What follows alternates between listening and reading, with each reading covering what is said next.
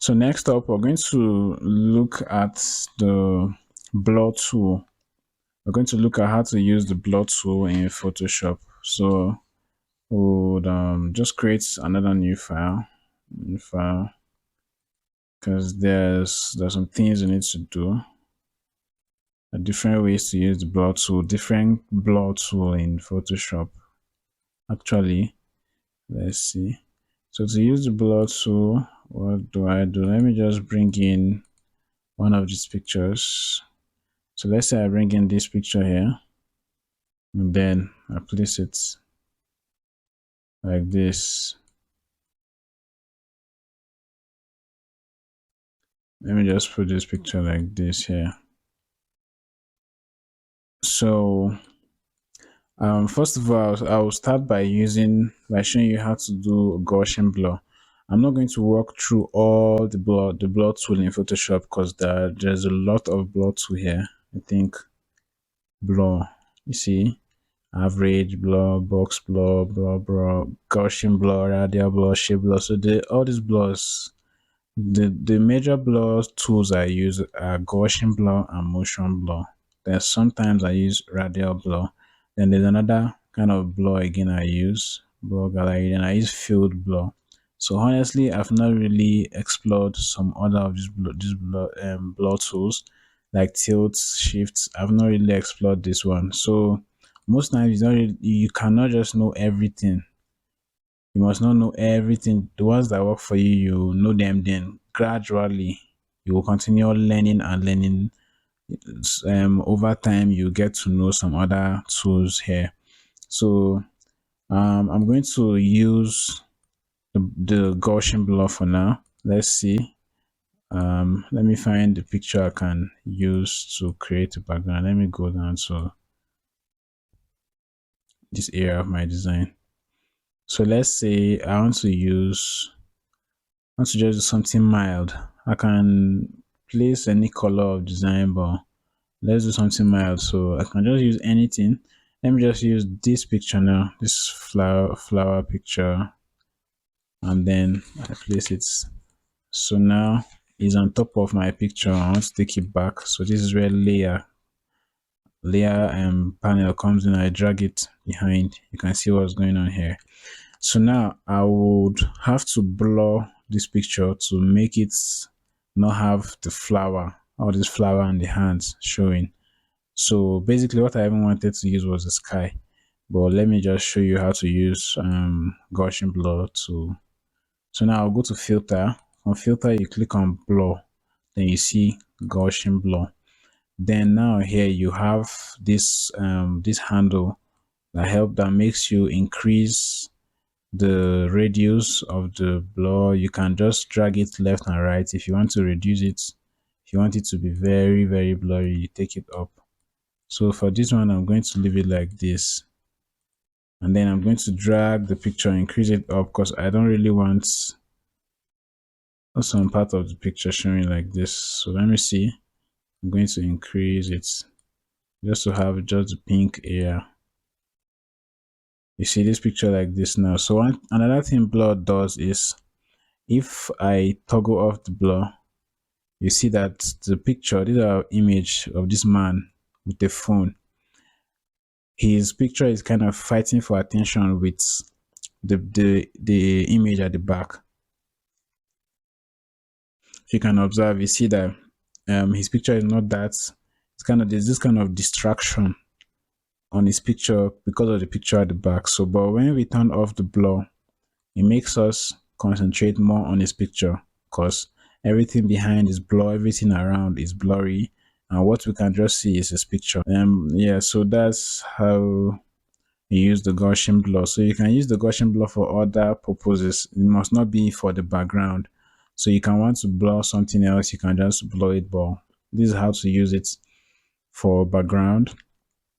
Then the other kind of blur I will show you how to use is the motion blur. So now the idea I have is to bring this picture and have some icons flying around just to look as if he's kind of doing something on his phone. So we're indicating what he's doing by putting some icons. So let me just say I had some icons selected. So now let's say we put in this message icon here to drop the size. And then we can just rotate it like this and leave it like this. So you see, it's as if there's a message coming into his phone. Yeah, so now I'll bring in another one, another icon. Let's say I bring in Instagram icon here, and then I'll drop the size. So just to give the picture kind of some kind of vibe, like as if something is going on in the picture.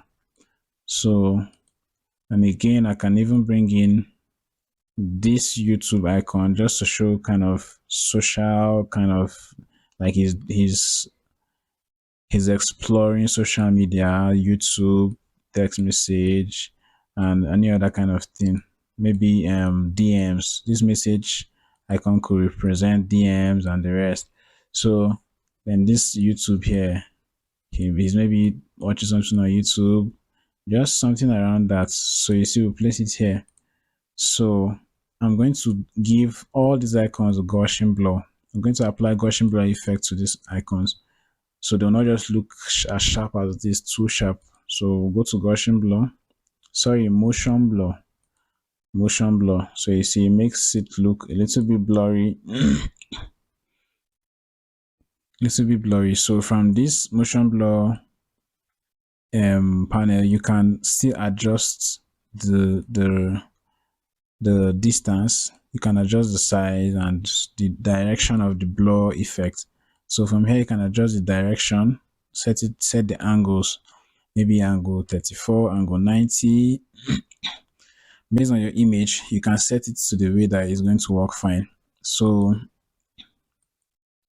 go to the Instagram icon, set the blur to motion blur, increase it a bit, YouTube as well, blur, motion blur, increase it a bit. So this is how you can use motion blur just to blur out certain things. So you might have seen some flyers, they might just do like this. I do this sometimes just to add some more sweetness to the design. So see, you have it here, but something like this you have to blur it very well. A little bit more than the usual stuff. So this might not be a perfect design or something good, but this is just to show you how to use blur. So you see you have something going on. Then for this, sometimes when you have a picture like this, you see the colors are not really blending. So I'll just drop down the opacity of this. So you see it gives it more vibrance, like more brightness. So this is how you use the Gaussian blur. You can still apply Gaussian blur to these icons. Let's do Gaussian blur. See, it blurs it. You can use Gaussian blur to add light effects to a picture. So let me try something like that. So let me just use shapes. For example, I would draw an ellipse shape like this, and then so this is another way to use your Gaussian blur. And then I'll just change the color to something. Let me say yellow, light yellow like this. And I want it to be as if there's some light on his face. So let's see what we'll do there. Gaussian blur, and then change it to smart object like I explained. You see, so as if there's this yellow light on his face. So if you observe, the light is also pouring down to the background. So what you can do, you can still drag it down here and do a clip mask on his face, and then you can come down to this place and adjust the layer style a bit. So if you can see that there's this little light on his face, so you can use it to add light to anything, add some glow lights. Let's say you have a lamp or someone holding a lamp and you want to add some glow lights to it. So that's where Gaussian blur comes in. So you see there's a little bit some kind of vibrance to this picture compared to just the normal picture. So that's that about Gaussian blur. So Gaussian blur and motion blur. So next I'm going to show you how to use radial blur. So radial blur, I'm going to use radial blur on a text. So let's see. I'll just type in something here. Let me just say connect, for example. So like I said, some of these effects might not work perfectly. So you need to just, for every design, it might not work perfectly for every design. So you need to know where it works. Once you are designing something, you look at the design with your visual knowledge or your visual appealing eyes should be able to tell you that okay, this thing is working fine for this, or this thing is not working fine for this. So when you look at something, you'll be able to decide if it works fine, if it's good to go, or if it's not good to go. Then you can know where to make adjustments. So let's say I have this text written here and I want to do a radial blur. Radial blur might not work fine for this text or this design. So, but let me just do it. Blur, radial blur, convert to smart object. So you can set the amount. Let me just set it. You can see zoom. You see this blur center. You can just have like an idea of how how the blur effect is going to turn out. So let's see. Kind of give this spiking effect out. So you see. So let me just duplicate this layer, for example, and then I'll turn off the blur effect for one. So you see what it does. It kind of gives us this embossed kind of effects for the text. So it's not really working fine for this design. Like I said, not every effect will work fine for every design. So there's a way you can still, since your layer is the smart object, you can still double click, drop the size in case it's too much for you, switch the style, you get. So it's just for you to take your time. This one I don't even know. But anyways, you just explore this tools. This is just to show you the blur tools you have here. So another thing you can do is to give emotion blur to this text. Let's do this connect now. Control J. And then you put this one behind, and then you add blur, motion blur, and then you set. See, using this angle now, set it to 0. So let me just type in 0. And then you increase it. So it gives it this side kind of fading effect. So that's it about blur. Okay, the last I'll show you one last style which I really like. That is lens field blur. Sorry, field blur. Then I'll just use a different picture for this. So now what I want to do, I want just her face to have that visibility. Then the other part of her body should be, and the other part of the image actually should be blurred in a way. So to do that kind of blur effect for a single image like this, what you do, you place the image, then you come to your blur and filter, you come down to blur gallery, and you click on field blur.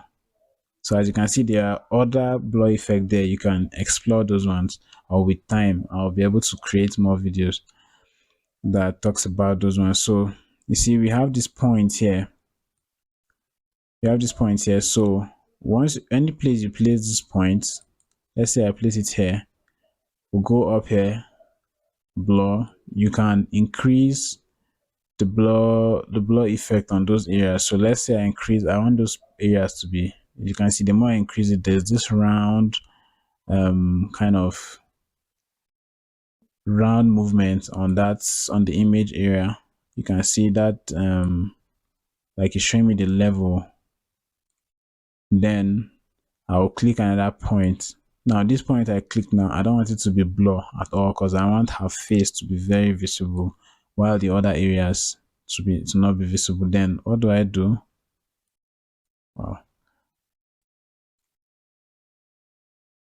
this thing is doing something else.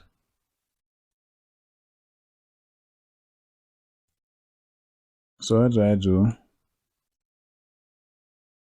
I select that area of her face and then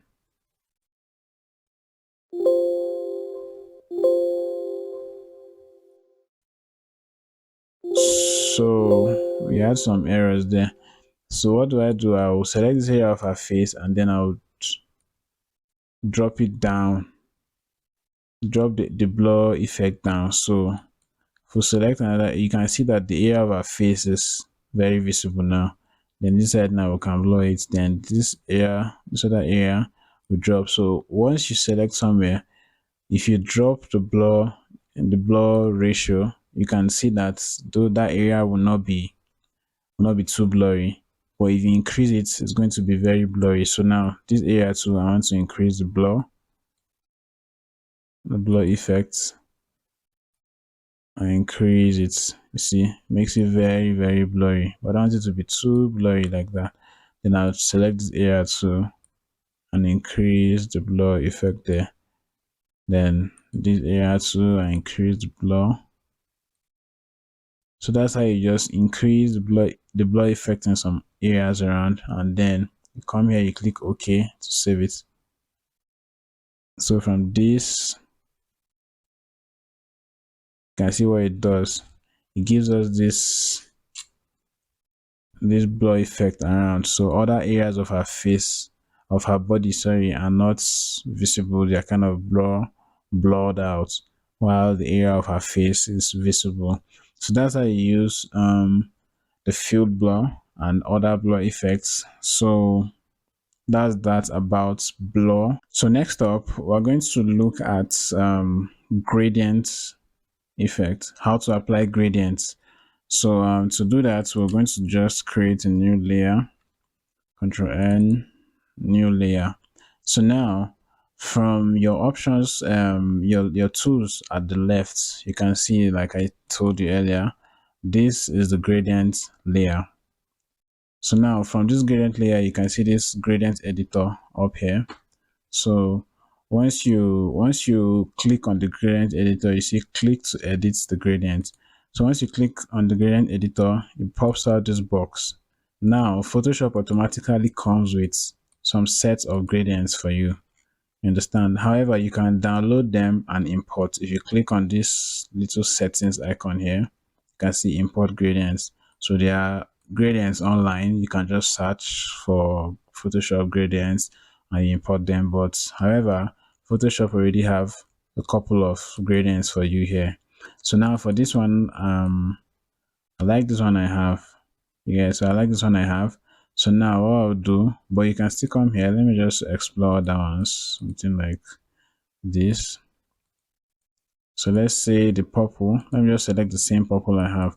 So now when you come down here, you can double click and adjust the color. Let's say you don't want it to be this this kind of purple I have here. Let's say you want it to be green or blue, for example. You can see, you can just come down here, make your adjustments. You get, save it, come here, make your adjustments. You want it to be darker, for example, make your adjustments, you save it. Then you can also use this handle to, you can also drag this handle here to edit the position of the gradient. Let's say you want this lighter color to be more visible in the shape or in anything you're applying the gradient to. So once you drag it like this, you can see you're giving more prominence to this particular pinkish shape. You can also come here, you see this hand here, then once you click it, you can add another handle, and then you can also double click on the handle, change the color to anything that suits you well. So you see, now we have three flowing purple colors here. So now this is how you can just navigate. You can continue adding handles, continue do whatever you want to do, change the color to red, just to have your layers, your gradients properly set. Then let's say you have this gradient and you like it, so you want to save it as a preset, like these ones that are available here now. So what you can do, let's just see if you can save it here. Then you see this place is saying name. Let's just save it to my purple gradients, for example. Let's say my purple gradients. Then you can see new. So it automatically that's saved. See, you have it saved under this gradient panel. So anytime you want to use that particular gradient, you can always come there and just select it and use it. So now let's just save this now. So now from this layer here, this tool here, like I told you, each tool has options above it. So you can see there are these options here, just like how we selected the gradient editor. Now each gradients have the style. Each gradients have a specific style that they come with. So for the first one now, you can see this is the linear gradients. So now once you're on your gradient tool, you come here, you can just drag, see what it does. So this now gives us a linear presentation of the gradients. So you can drag. So now the second one is radial, I think radial gradient. So you see it has this circular kind of shape of presentation of the gradients. Then the second one, the other one we have is angle gradients. Let's see. This one gives us some kind of line in between. This line now separates the color of the of the gradients. Now we have this dark purple by this side and this one by the other side. Then this we have, I think this should be reflected. So there are a couple of them. This should be diamond, I think. Yes, diamond gradients. So once you drag, so now dragging this, the more you drag, the wider your gradients becomes. While the lesser you drag, you see I just drag the little and it just gives us this. But I drag it wide. So now the way you drag your gradient shape also matters. Let's say you see this one now. Let me try this one, for example. See the way it does. Just gives me this little, but when I drag it wide, it spreads the gradient. So this is how you can paint in your gradients. Another way you can do your gradients is let me create a new layer. Now what I can do, I'll turn off this particular one. So now I want to create a shape. Let me just have this layer filled up, solid color. Let me just have white background, for example. So now I want to create a shape. Let me just do a circle shape, for example, an ellipse shape like this. Or let me do a square shape like this. So now with this shape now, I can still come here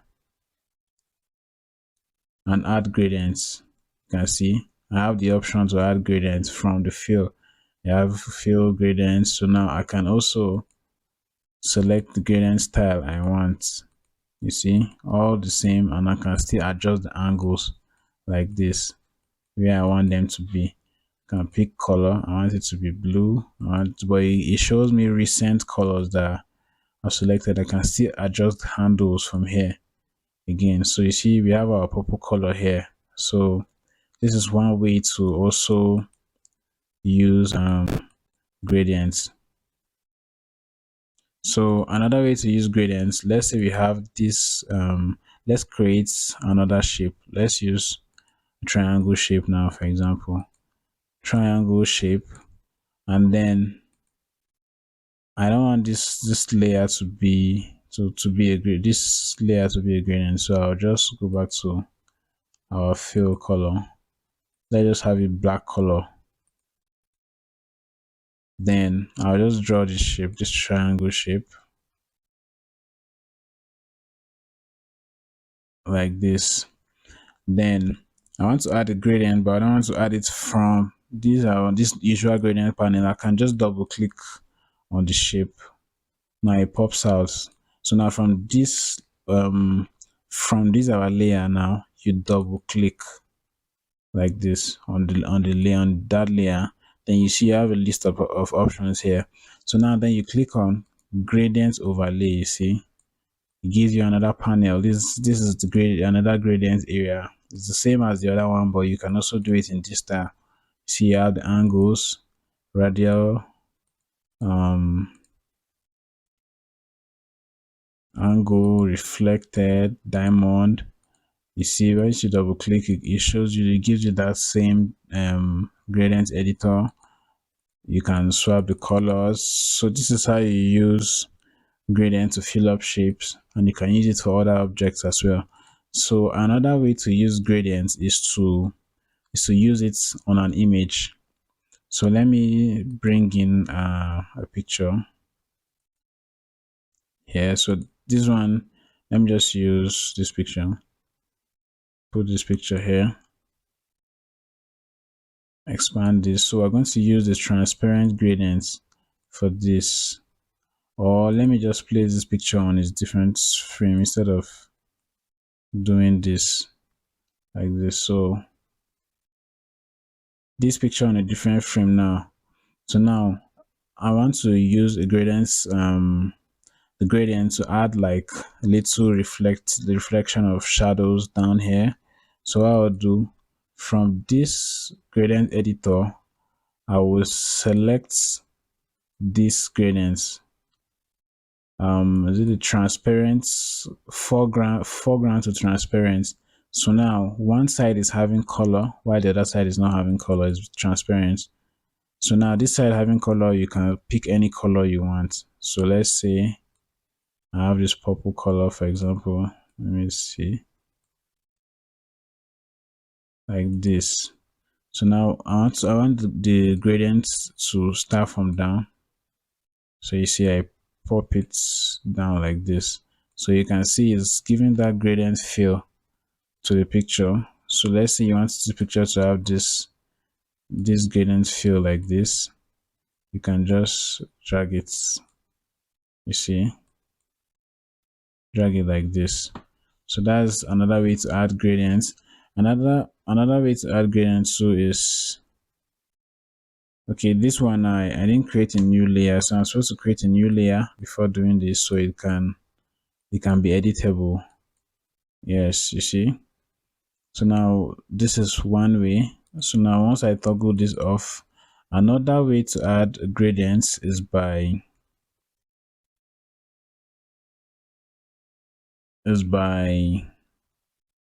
using the gradient to create kind of a layer mask on this picture. So now from this picture now we'll do layer mask, and then we'll press Ctrl I to invert it, and then we can reveal this part of this picture. Let's say we drag it like this. Okay, you need to swap this to white. Then see we can reveal this portion. This is not, it's not really revealing it properly. So let's see. Yeah, so we can fade out one part of this picture.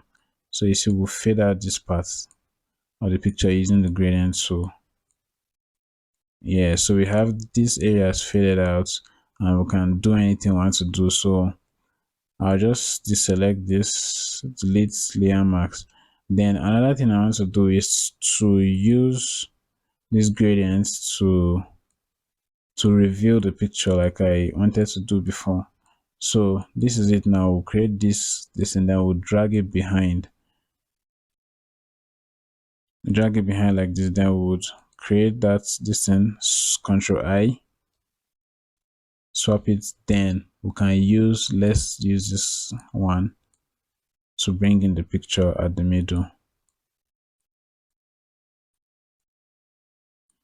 So it's kind of revealing the picture in a way. It's not doing exactly what I want, but yes, I think I was supposed to swap this to the whites. So you see, we're revealing the picture like this. Yeah, so this is basically how to use the gradient tool. You can just navigate through it and use it to create whatever design you want to do. So next up, we're going to look at the clone tool. So I think this files are already piling up, so I'm going to close this. So I'll just bring in the bring in an image that I'm going to use to clone to show you how to use the clone tool. So from these pictures here, I'll just choose one. Uh, Let me use this one here. So bringing this picture in here. Okay, so I think I already know what to do here. So this one now, you see these are cakes, kind of a biscuit and cake falling. So I want to clean this cake here. I don't want this one to be in the image. Let's say you have a client that give you this kind of picture and say, help me take out this cake here. Take it out. I don't want it to be here.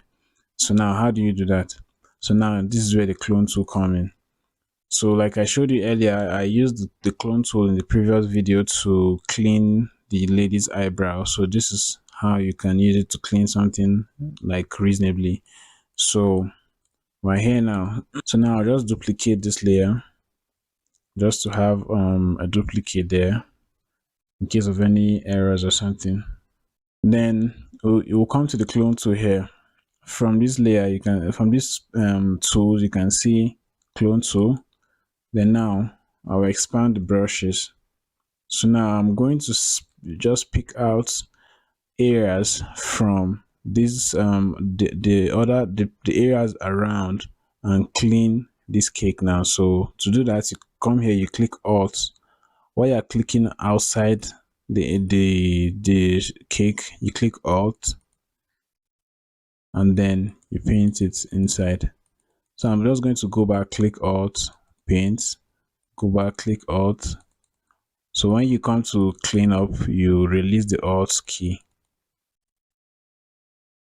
So this is the pattern you use to clean out anything from any background just to replace something.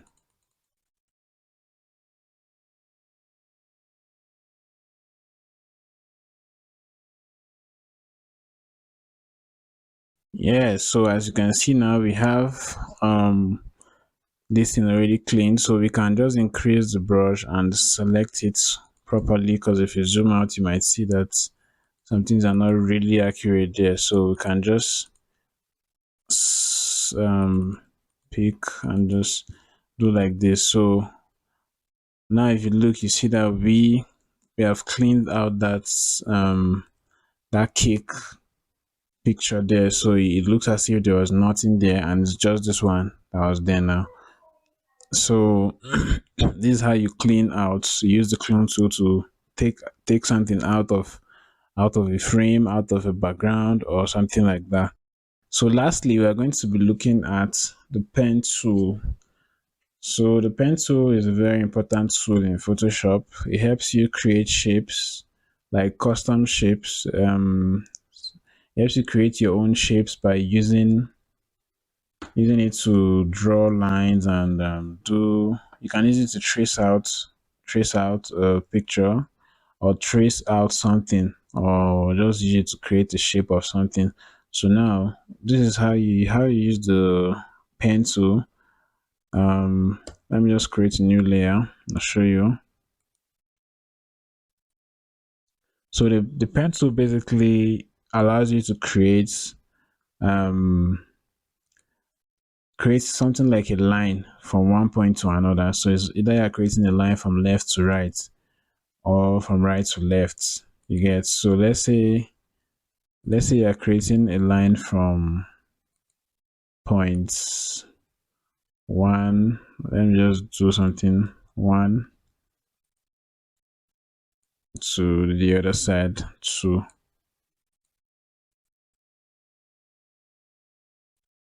So now pen tool is basically creating a line from this point to this point. And this line could be a straight line like this, or it could be a curved line. You see, you can curve the line. You can continue creating this line. Now, basically, while using the pencil, you can do two things. You can either create a shape or a path. So, like I said, from this tools area, if you look up, you will see these options here. So now, while this the pencil is selected, if you look up, you can see this little box here. Once you open it, you see shape, path. So now, when you're using the pencil, you can either create a shape or a path. Now, this is a shape. If I start creating, you can see, let me just do kind of this kind of shape. If you hold shift, it's going to position the next point directly in a straight form. It's not going to give you that any kind of rotation. So this shape is white. That is why you cannot see it. So first of all, let me change this fill color to something visible, and then I'll come to the pencil here, hold shift, I select, hold shift, select down. Let me just do this kind of pointer kind of shape like this, for example. So you see, this is a shape here in Photoshop. I'll delete these numbers here. So this kind of a pointer shape here in Photoshop. Now, this is one thing you can do with Photoshop, create shape. Then the next thing we can do is to create a path. Now, so come to the selection tool. This is the path. So now, same thing.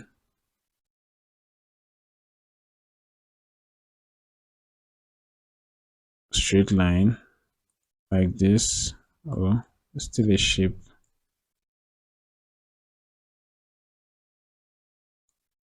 So straight line.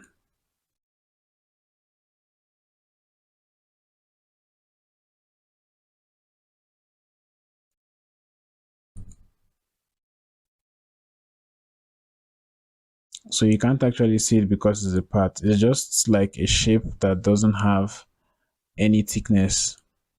You can actually add thickness to it, but for now you can't see any thickness in the shape. So let me just do something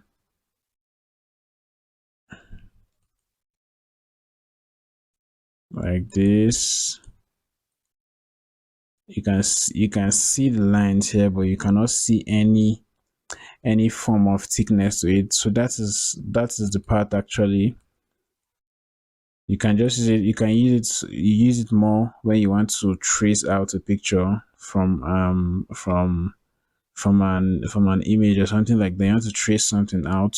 You can use this to trace it out. Then you can cut it out as well. So using the pencil can create a shape or a path or you. So now we're going to show you, let me show you how to use the pencil, because most people find it difficult to use the pencil because of all this stuff going on around. So now I'm going to use the pencil to create a circle. So let me first of all draw this ellipse shape here. It might not give me that perfect circle, but I'll just do something.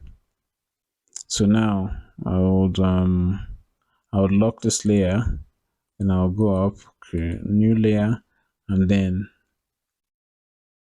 select, change the fill color, something like this. So using the pencil, when you want to use the pencil, you can click. Once you select like this, you can either have a straight kind of shape, but let's say I don't want this one to be, I want it to be curved because this is a circle. So I'll click on this, and then I'll click here, and then I'll drag. You get, so I'll not just click it and release it immediately. So now, like you see, I click here, and then I'll click here,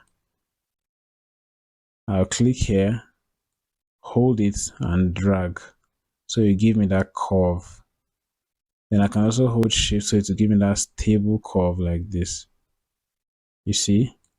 And then I'll click the next area and drag as well. Or I can just easily come here alt and I break this, and then I click here too and I drag like this. And then I click alt here to break it, and then I click here too and I drag. See, I'm kind of creating this circle even though it's not a perfect one, but I'm doing something here. So you see, and I drag, and then alt and I drag too. So let me turn off this one. See, I have kind of circle. I can still come back here and adjust it. Like if I come down to the direct selection tool and I select here, see I have this option to toggle, arrange this thing somehow in a way, arrange it. So that's what you can do with the pencil. So let me just use the pencil to select an object so you can easily understand what I am doing. So let me find a picture from here.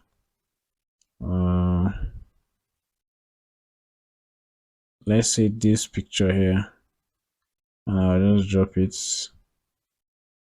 So I use the pencil to crop this picture out. So you can also use the pencil while you want to crop a picture out of the background, when you want to remove it from the background.